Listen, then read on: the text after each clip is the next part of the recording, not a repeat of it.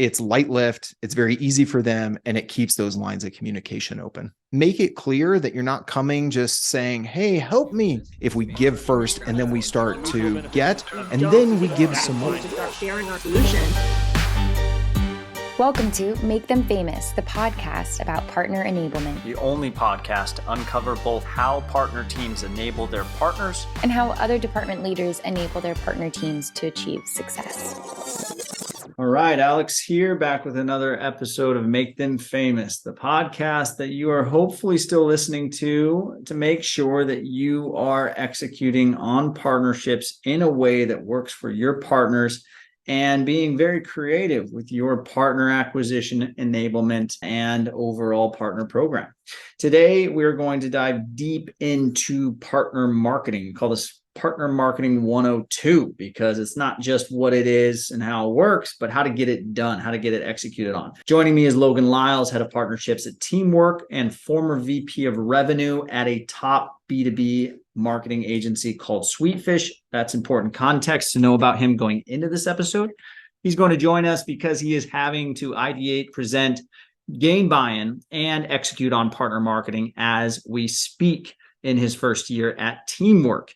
On this episode, Logan and I will discuss how to get partner marketing approved and executed, what's the benefit of doing content collaboration with potential partners, not just existing ones, how to convince your bosses you should include non-signed partner prospects in the content, how to present your co-marketing ideas to your marketing team in a way that makes them want to support you, what pitfalls Logan hit early in his Teamwork partnership days while attempting to execute the strategy, quick ways to create content with partners outside of typical co-promoted webinars, and we'll touch on tools that you can use to get this done in a scrappy way so you don't have to pull on marketing resources to get it executed.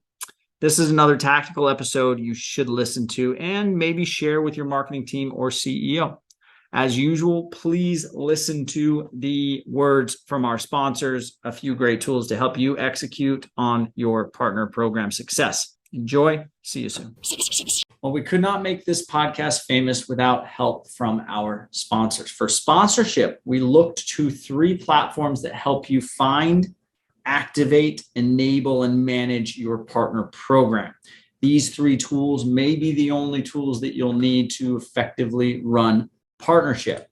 The tools in question are Reveal for account mapping and running co-selling operations, Partner Stack for scaling a multi-tiered commission-centric program, and Partner Hub for working closely day-to-day with MSPs, managed service providers. Partner Stack probably needs no introduction, They work with top tech companies like Monday.com, Unbounce, Intercom, and Webflow. And it's a company that we recommend when you are ready to scale your commission-centric, usually a multi-tiered partner program. Check out Partner Stack to scale partnerships. Reveal, again, when you're ready to really get into the revenue operation of partnerships, that means that you want to map accounts, see what the overlap is, see who I'm targeting that you're also targeting, see who I'm targeting that you're not targeting, and come up with a strategy to get those accounts into my pipeline, into your pipeline, and to build that pie, that bigger and bigger pie together. Oftentimes, you'll invite a partner to an account mapping solution that has a paywall too early, which is prohibitive for a lot of the target audiences that our partner programs are after, the digital agencies. If you invite them to Reveal, you can trust that they won't hit a paywall. There's 360 account mapping UI in Reveal for free, and it is at reveal.co. Finally, Partner Hub, again, it's a partner operations platform. Partnerships has a lot going on. Who's doing what at what stage in the partnership are the questions that many of my partner managers ask themselves. Partner Hub is here to solve for what are we doing with partnerships, who's doing what, where are our partners, and if we need to find more, are we able to go and shop for more partners? Partner Hub answers all of those questions with yes, and it is free. It's free for top tech companies like Apollo, AudioEye, Smith, Growbots, Recart, Customer.io, and it's free for digital agencies like Hawk Media, Trellis, Aptitude8, Creative Trends. A lot of these tech companies and agencies use Partner Hub to find and align with each other: MSP, managed service provider, digital agency, as well as SaaS tech companies. So check it out, partnerhub.app. And again, thank you for listening. I'll let you get back to the show. All right, Logan, welcome to the show, man. I'd like to start out with who you are, what you're up to now, and anything relevant to the overarching topic of today's discussion. Yeah, absolutely. Thanks for having me. So I'm Logan Lyles, head of partnerships at Teamwork. We're a project management platform built specifically for scaling client work. So we do a lot with agencies and other folks that are doing client service work where the people are the product. My background is in about 10 years of B2B sales. And after that, I spent 4 years helping lead and run an agency at Sweetfish. And it was really that combination of my sales background and my marketing experience for the agency and working with agency customers that brought me into Teamwork, that with a connection, as those things often go. And basically, I was told, hey, we've done partnerships to a degree here at Teamwork when I came on, but there's no playbook. You're not stepping in, inheriting an existing program, an existing team. You'd be a partnerships leader of one, and we would eventually scale out that team, but we need to rewrite the playbook. So we had some things going on. We had an in-app referral program. We had an affiliate program running. We had some partners that were kind of acting as resellers, but kind of referrals. There was a little bit lack of clarity there.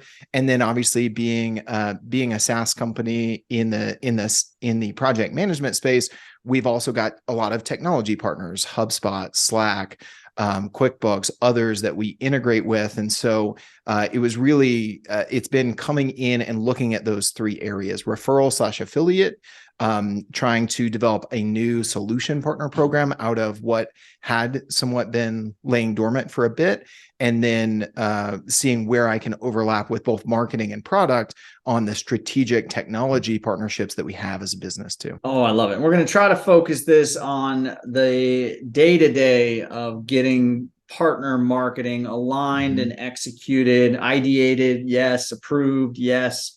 Some of the pitfalls that Logan here has fallen into in the early days at Teamwork.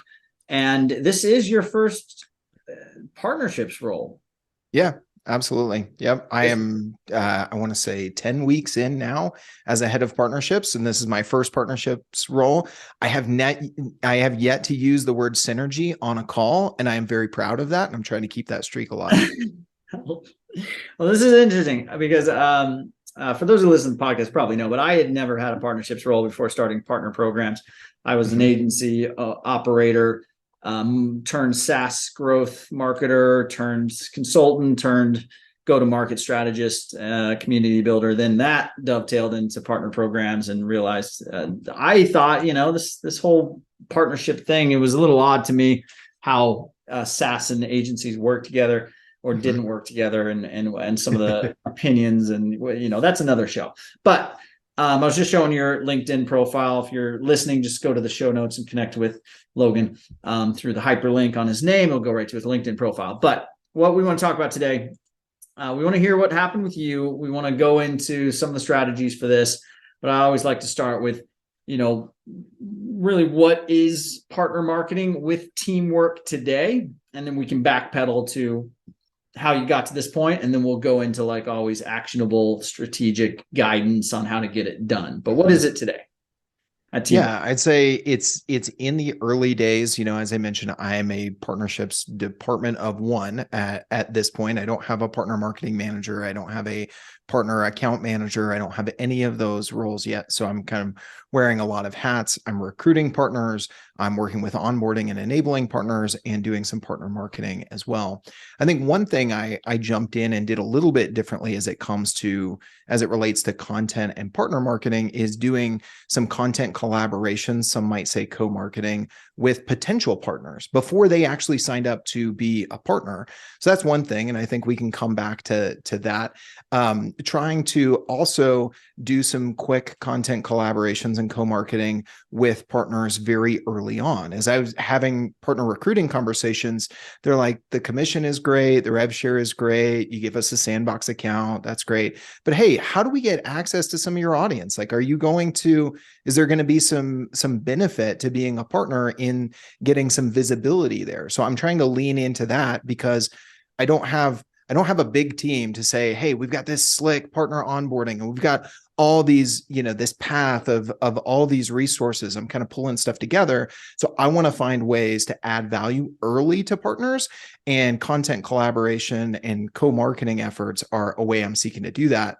And then thirdly, and there's a story behind this, as you kind of alluded to as well, I'm helping with some general marketing efforts, a monthly webinar series that we're doing that our marketing team internally is doing for our broader audience that's not directly tied to partners, but there's some overlap there.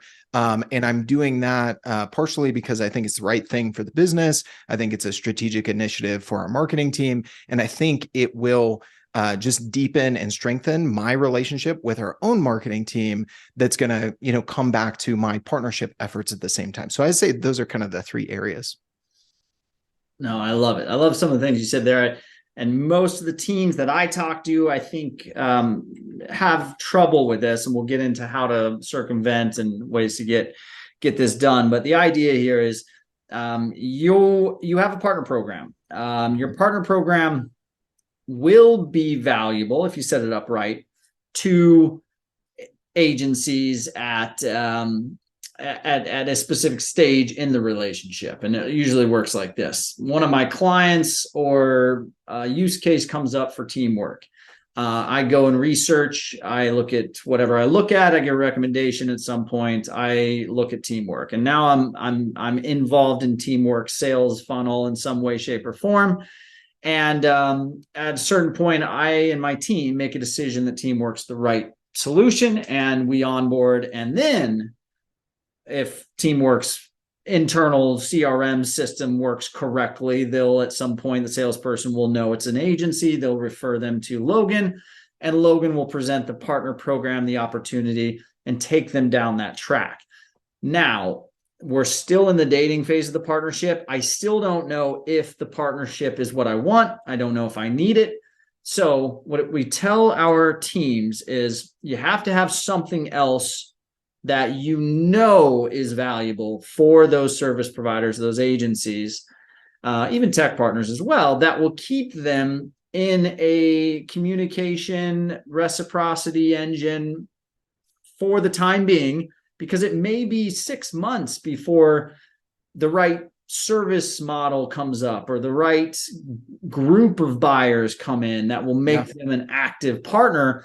Let's just say 3 months to keep it easy, but you need something to talk to them about, to get them involved in, and you need to bring them closer to your brand. So have something else, and that something else, we've looked at a lot of things, and co-marketing is the number one thing that these service providers will want to do with your brand, because it puts them in front of your users, your traffic, and it makes them look like thought leaders. Maybe they are, maybe they aren't, but at least they'll look like thought leaders because teamwork's highlighting expert on topic.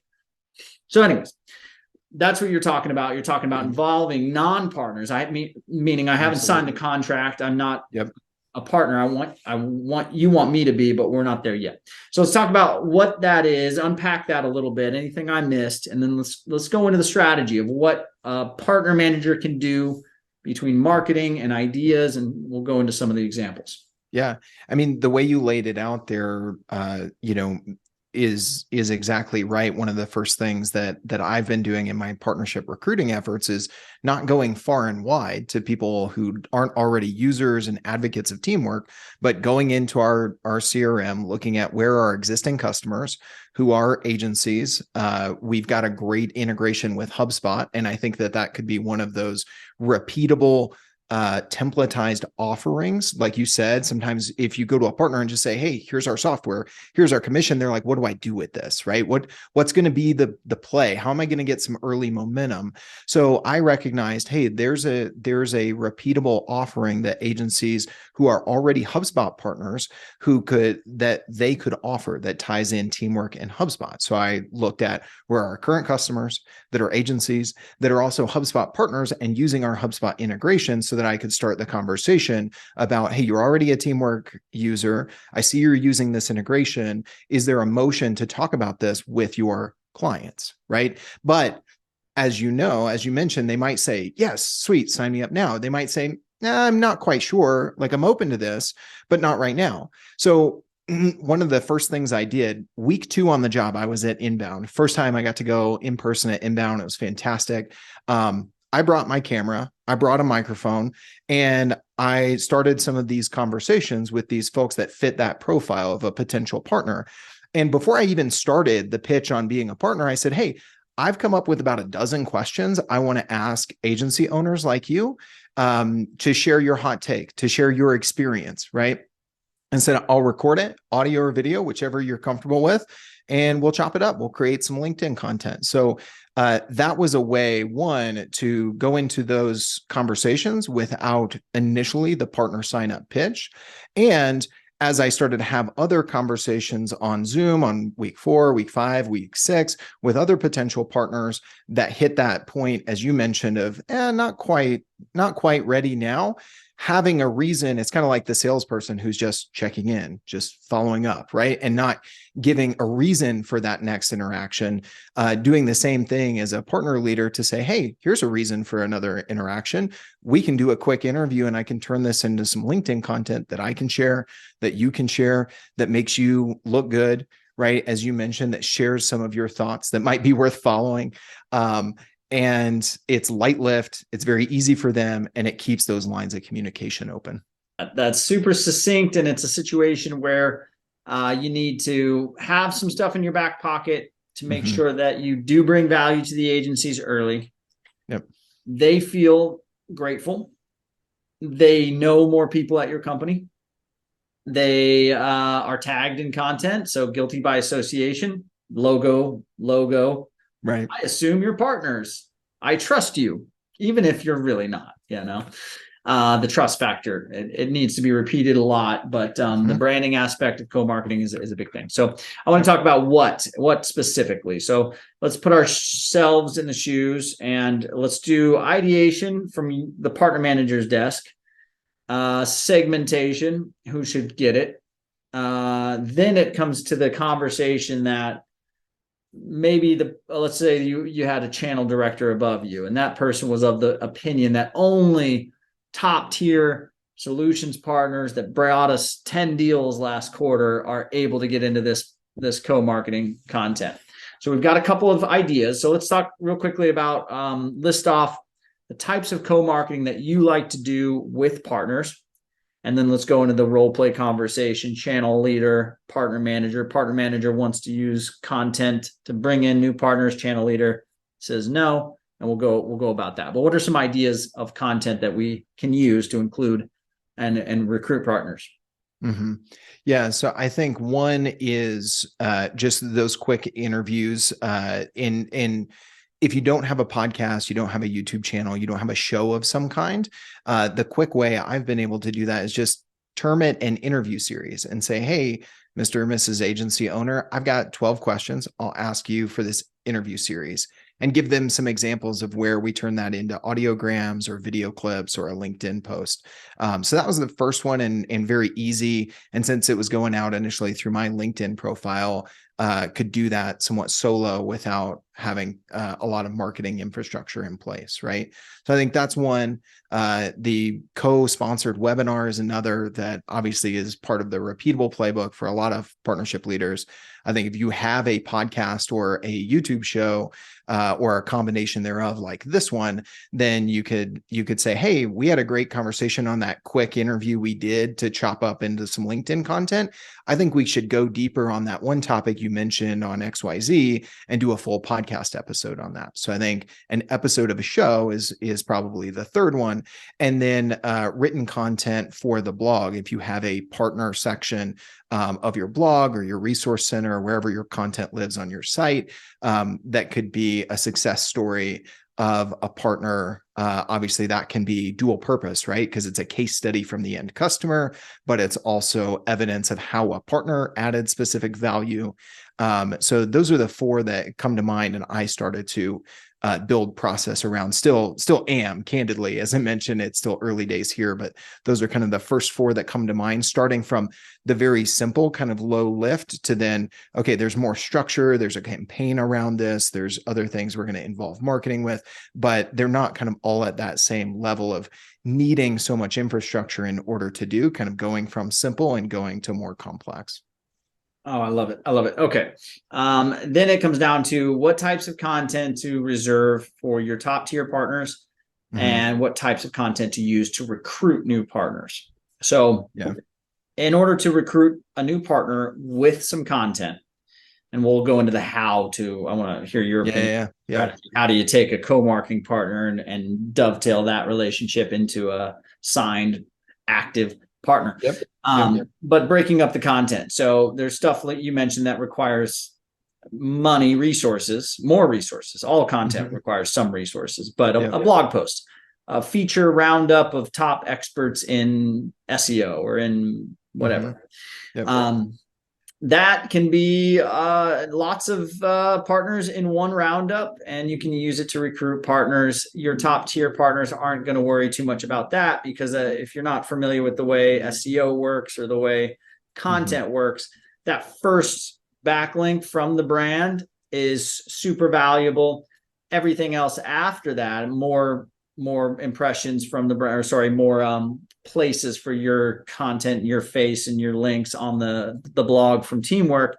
Yeah, they're going to get you some traffic and click-throughs, which is valuable, but it's not as. So you kind of want to get the top tier partners included in something that you're going to do with all the partners at that level. That costs more resources, takes more time, is more valuable, and can be super valuable even if you do 5 of them over the course of the year. But you reserve that easy stuff, the cheaper, less expensive, less resources involved stuff for net new partners, for prospects.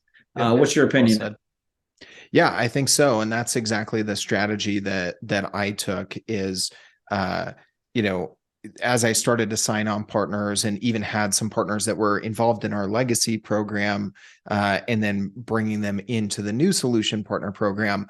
Okay, let's find a case study. Let's have, something that goes on the site. Let's get your listing in our partner directory updated and maybe some things added to that, right? Whereas I think doing like a roundup blog post or a quick interview that you turn into 2 or 3 pieces of LinkedIn content, those are ones that have a decent perceived value. I'm investing the time to do this, but I'm not putting all the resources around promoting an entire webinar or building out, a full case study, right? And so I think the quick interviews to turn into kind of bite-sized content for LinkedIn or whatever platform makes sense for you and your program, as well as maybe including them in kind of a roundup. I know DataBox does this really well. Like their partner program obviously has a lot going for it with Pete Caputa at CEO, who built the partner program at HubSpot from the early days. They do a lot of kind of crowdsourcing of their content saying, hey, would you be a contributor to this roundup blog post? Right. And it gets people involved there. So I think kind of that roundup blog post, the quick content that you repurpose for social, those are the ones that you could hit easily and quickly with potential partners. And then those case studies, those blog posts, those other backlinks, and the podcast episodes and the joint webinars are the things that you'd reserve for, hey, once you're a partner, we can do even more together. let's do a scenario. So I'll be the channel director that is maybe I came from sales, and I look at everything we do as God's gift to service providers out there. and everything we have, they should all want. And if they want something from us, they got to bring us deals, or we can't do anything for them. But what would be a conversation you'd have for me?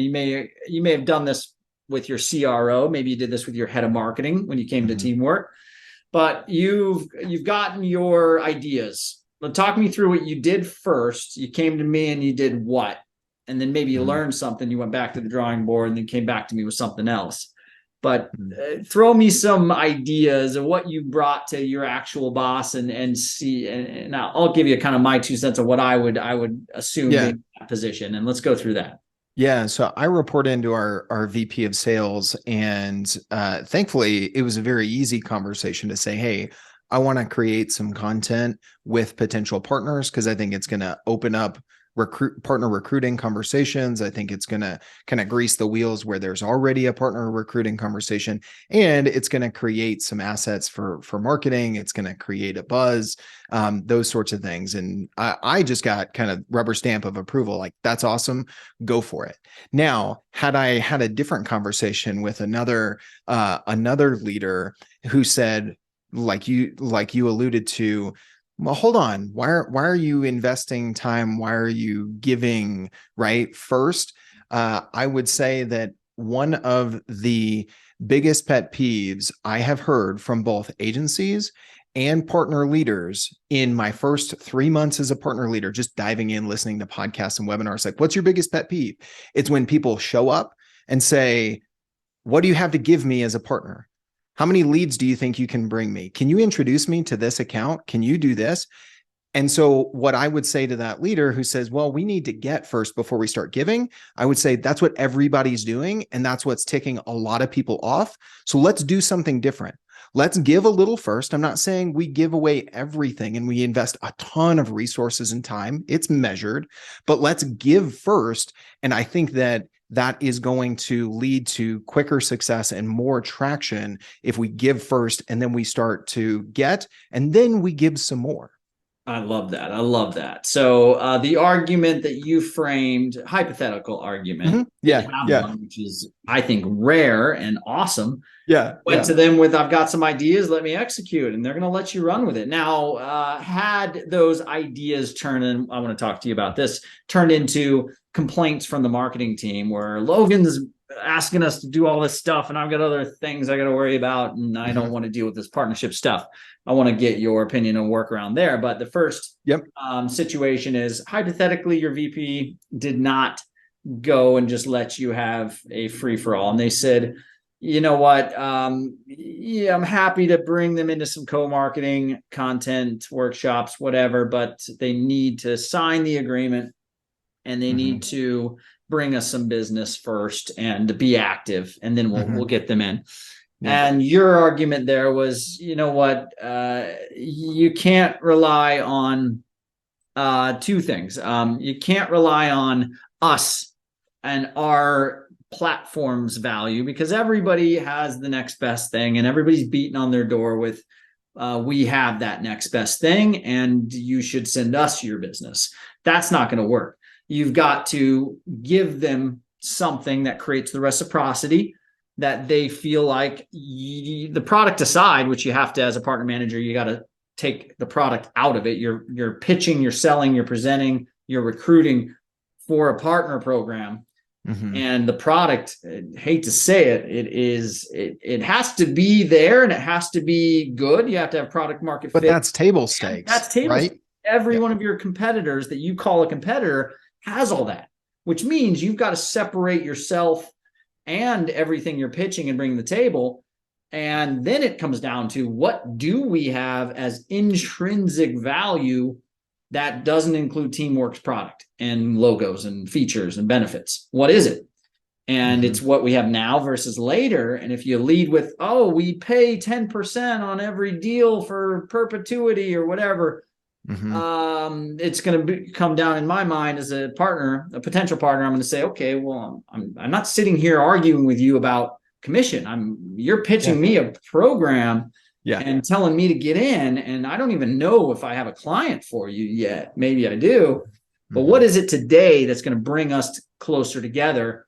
And the quick answer is, let's do something together that puts you in front of our audience, because we have a big audience. And that's what, now my ears are ringing and I'm thinking, I can't say no to that unless I'm just overwhelmed with deals. And right. And if you have that's like, I'm ready to sign up, I've got 500 customers that I think would be perfect, like, go there. Okay. That's fine.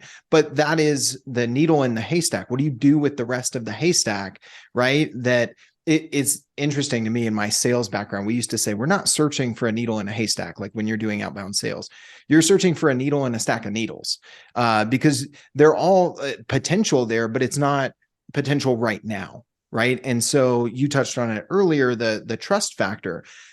When I was at a podcast agency, I hosted over 500 podcast episodes, and there was relationship built in every single one of those. I have people come back to me and like, oh, Logan, someone mentioned that podcast episode we did on B2B growth 4 years ago, and it made me think of you. And I get a LinkedIn DM. I'm like, I haven't thought about this person in forever. And they still think fondly of me. Right. The other thing is that anyone that I had on the podcast, and then we did another content collaboration or some sort of co-marketing together, that second interaction was different. There was a different sort of familiarity. There was a different level of trust, as you mentioned earlier. And so the fact that I've already done some co-marketing, quote unquote, with a potential partner, that by the time we're ready to do something more full scale, a case study or a joint webinar or something, we've already had one content collaboration. There's kind of that foundation of the relationship. That's actually going to be so much better. It's going to be smoother. They're going to have trust in you, and all these things are just going to go so much better, because it's not your first interaction where you're kind of feeling things out. And so it's a trust builder, it's a relationship builder. And as we've talked about, I think the main point is it's a give before you get, which it can be just kind of gasoline on the fire of your partner recruiting efforts. I love all that. There's so much in there that I think teams need to stop and really think about as a strategy, yes, but also as a potential for changing the way you think about partnerships in general.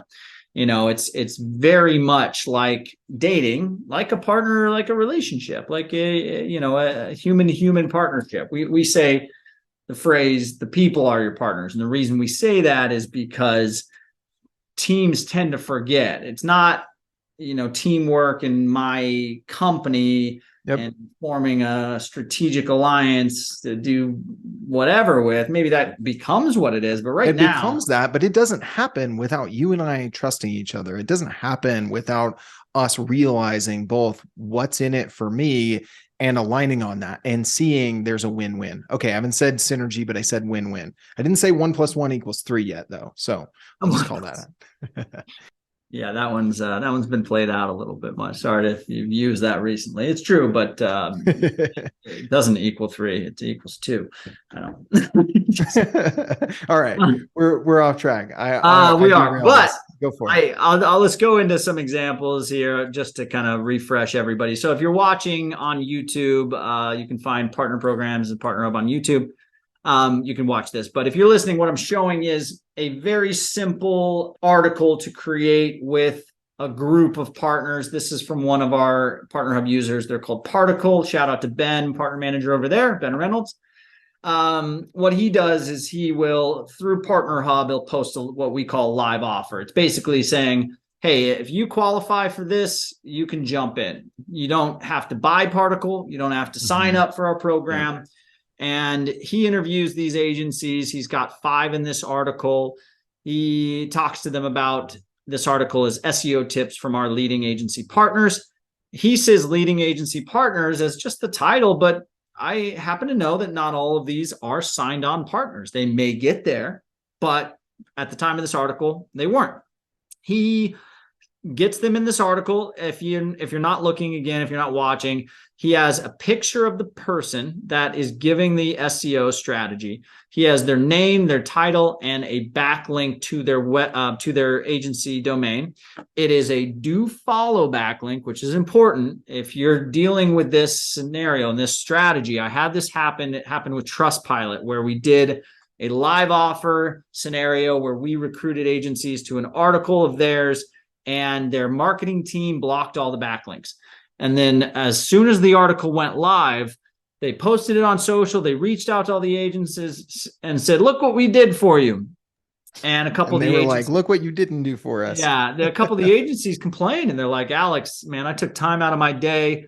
I went back and forth with that marketing manager a couple times, and they blocked our URL, and it's a no follow backlink. Anyways, not a good. So you have to, a couple things they did really well in this article is they showed the face of the person, not their logo. The people want to be the highlight. So yeah, that's a good call out in this example. I like that. A reason for this, the use of a actual profile picture as opposed to a logo, even though it is this person from this agency, you want their picture, is because something about it is kind of like scratching an ego itch, where it's like, yeah, that's me. That's not my logo. A logo would be cool, but what's better is that's me. And then that actually increases the likelihood that they'll share this on their social accounts. They'll tweet it. They'll post it on LinkedIn. So that's best practice. A couple things they didn't do well. They should have created a custom graphic that has maybe all 5 of these agency logos on the custom graphic. Because again, guilty by association. When I post this link on a social site, that graphic is going to be the open graph image there. And if those logos show up, if I'm a follower of one of these guys, or if I'm just another company that wants to work with these guys, I'm going to see their logo, and that will help me understand the association. I'll show one more, and then let's talk about the transition of co-marketing to sign partner to activation strategies there. That last one I showed, where you do an expert, we call it an expert roundup, where you feature 5 to 10 experts in one blog post. That's for non-partners, anybody that's an expert in that keyword, get them in. Then it comes to that conversation of, no, they've had to refer a deal and we don't do marketing with them unless they do that. A standalone feature of just one agency and talking about something in a video interview, or just going through a QA. Sure, I like this. It's a use case articulation feature where it shows a product. This is Smith.ai. Shout out to Maddie and team over there. How to track Smith.ai live chat in Google Ads and Google Analytics by Matt Burke, who owns Zillametrics. There's his do follow backlink right there in the header. There's his name. And this article is detailing out how Matt uses Smith in a campaign. This gets Smith a lot of conversions. It gets Matt a lot of thought leadership as well as conversions, because his links are all over this too. It is a huge win-win, but you can't go to just any agency and say, let's do this together. You have to go to an agency that has brought you a deal and say, thank you for that deal. What did you do with that customer that they loved? And then they say, well, I connected Google Ads and Analytics and they love the conversion. And you say, you know what? I'd love my marketing team to feature that in our blog. Are you up for it? They say, yes, you get a stickier partner. You get great content, great conversions. And this is done with a partner, not with someone that's brand new. But thoughts on these two? And then I think you made some good call outs of what was good there in putting the faces prominent in that first blog post. That was a good kind of critical feedback or area of improvement, instead of using a stock photo, especially if you're sharing that on social, because you'll get more benefit if those agencies' logos in that header image are going to display when you share it on social. And there's going to be, some positivity to your brand because of that agency. That's maybe they're an elite HubSpot partner, or maybe they're recognizable in some other way. And now, like you said, guilty by association. I love that. And I think you're right in kind of that feature use case makes sense for existing partners rather than potential partners. So I think you shared 2 good examples, kind of pre partnership and then post partnership. What I would call out there in that second one that, I don't know how common this is or isn't, but I imagine there are some who say, well, to even get that, you need to have 5 or 10 deals. You need to have, your first big deal before we do a write-up, right? But I think that when that partner closes that first deal, like that should be part of your standard activation, is to go to them, even if it's not the most amazing story. It's not, something that is just knock everyone's socks off. Going to them and saying, let's talk about this deal, let's feature it, has a lot of benefits to do on that very first one, right? I read something recently that said that HubSpot sales reps or HubSpot recognize that if there is a user on HubSpot free CRM, if they move a deal to closed won, they're exponentially more likely to upgrade to the paid CRM. There's a moment there. There's something psychological about that trigger that increases the likelihood of them going further. And I think there's an analogy here between that first deal of a partner and making that a big deal, celebrating it, adding value by doing the write-up, which is going to be beneficial to you too. It's not like you're just giving here just for the sake of giving. But I think capitalizing on that moment rather than waiting until their first big deal or their 10th deal or whatever benchmark you'd have is, even if it's not a write-up, do something on that very first deal other than just send them a swag box. Like, okay, great, but do something that is going to mark that occasion, that's going to add more value. And I think making sure that whenever you do that first deal, you do something like what Smith.ai did on this one, I think is very repeatable and something that you can build into your process. You can build in just very easily. I love it. And that company was called HubSpot, right? I've heard of them. Yeah. They've done some good work with partners.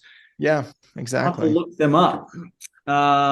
Yes. So you mentioned some tactical strategies. Let's get into that. So routines. One of the routines that you want to do early on, you articulated it pretty well, but if I mess it up, please stop me and repeat it. But sure. What HubSpot does is similar to a sales routine where, okay, well, someone up tiers or well, first you have to pick out which accounts have a partner attached to them. That could be a field, that could be an attribute, that could be something that hopefully sales and CS are also in there adjusting and making sure that it knows. So you have a partner associated with a user. Then under that, you have a partner point of contact email. And when that user maybe goes from free to paid tier, you can trigger a postal.io, Sendoso, Alice, whatever gift. As soon as that happens, you can also trigger a Slack notification or an email to your partner team and say, this user up tiered and this partner is associated with that. Then your partner team can kick into gear and say, just got an alert. Looks like one of your customers in our database or our CRM up tiered.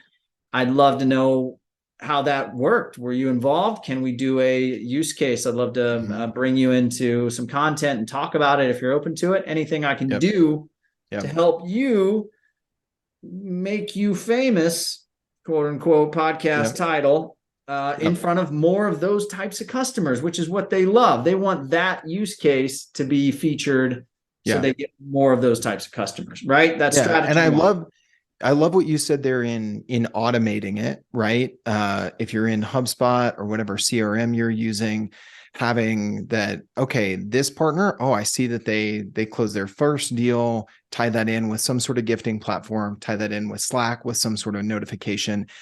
Hopefully I don't go too close to our product on this, but one other thing you could do is in your project management software, right? Like if you're a Teamwork user, you move that deal, kick off a Teamwork project that says, build case study with partner, right? And you've got your 5 steps. That way, when you get that Slack notification and you go to that partner of like, hey, saw you close this first deal, let's do a case study on it. Oh, by the way, I already have the 10 steps outlined. I'm going to invite you to the project and we're going to make this super easy, right?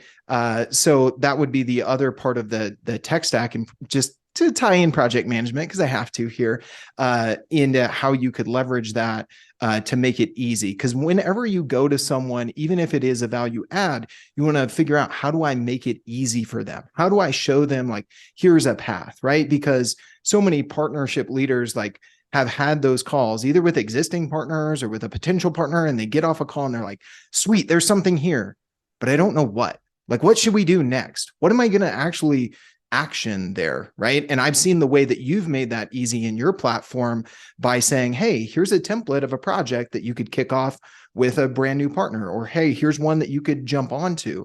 So doing similar to what I've seen you do to help activate partners and help partner leaders activate their partners, like give them a game plan. Here's 10 steps in a project we're going to kick off. All you got to do is give me a thumbs up and I'll start sending you tasks and making it super easy for you.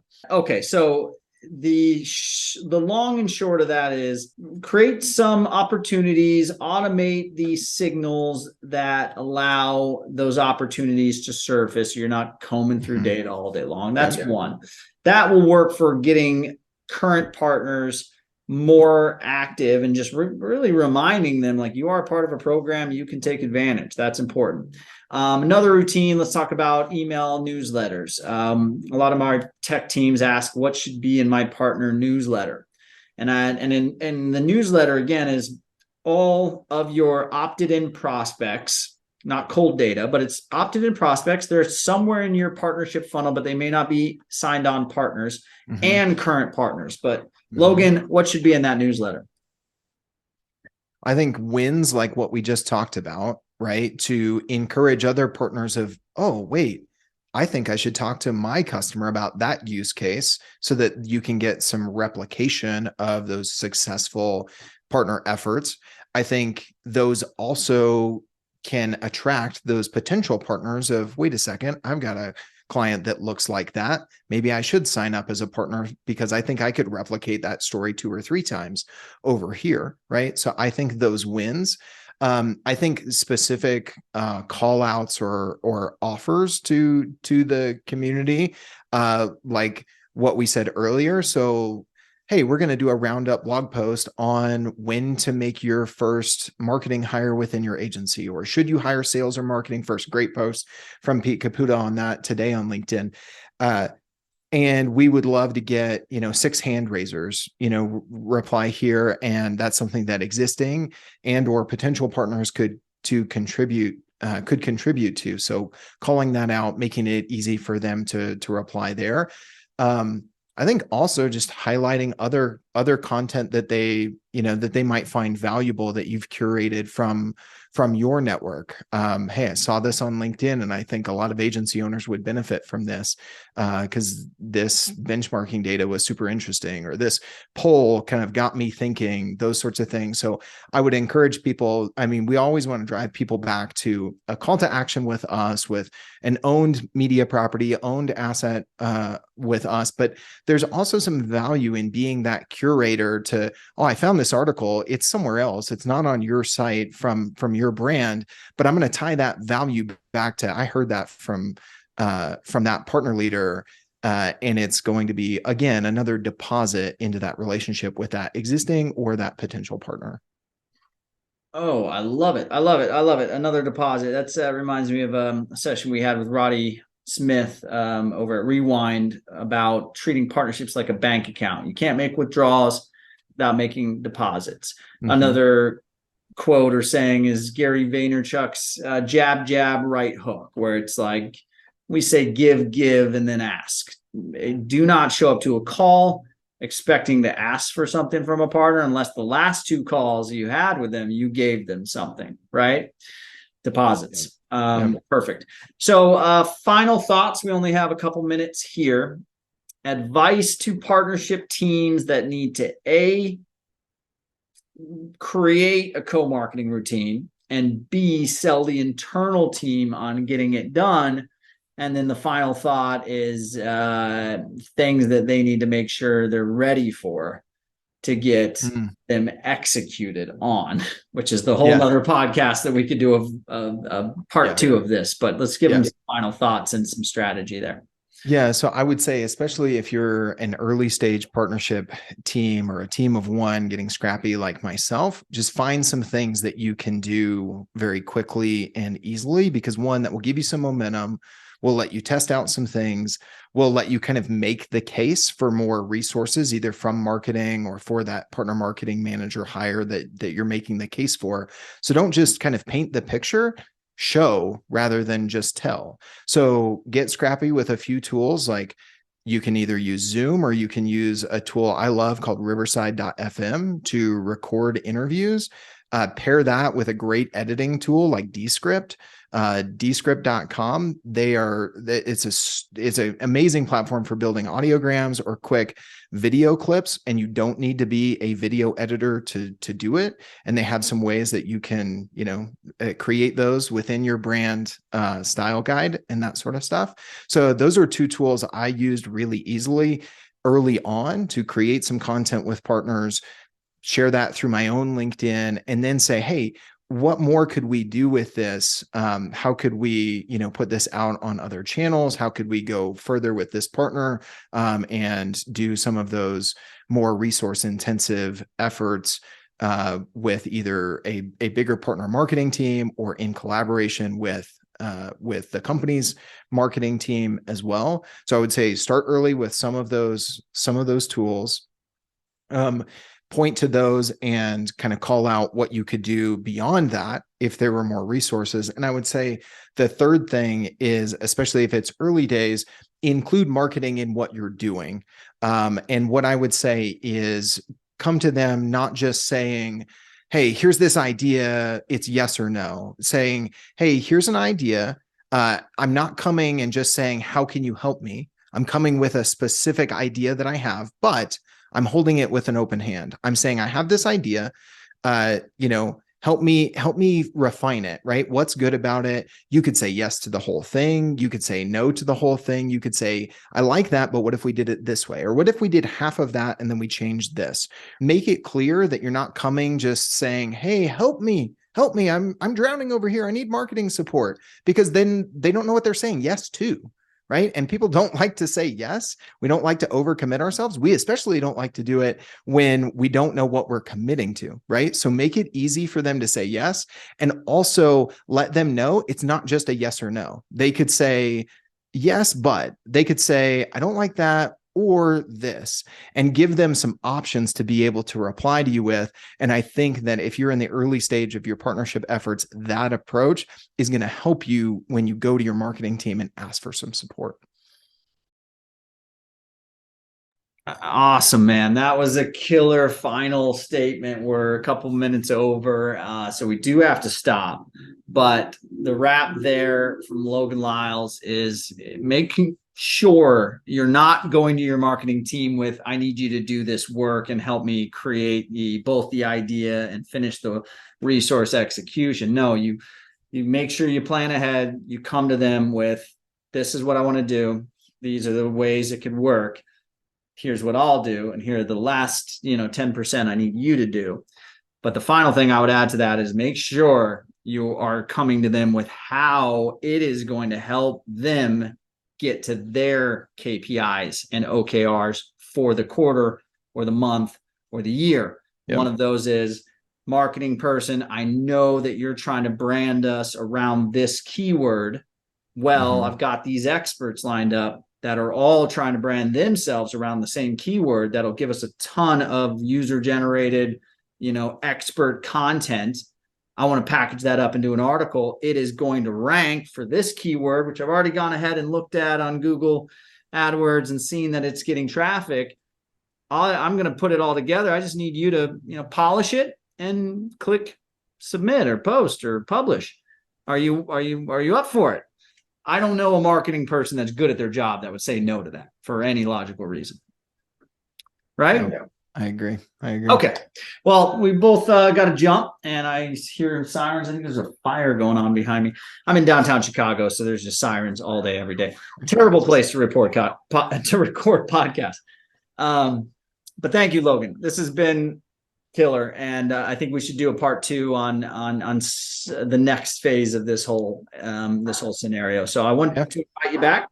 Evolving story. I'll report back and see where I've messed up, where I failed, where maybe we've had some wins, and what we're learning from it. Absolutely, man. Let's get it done, man. I'll see you on the interwebs. All right. Thanks, Alex.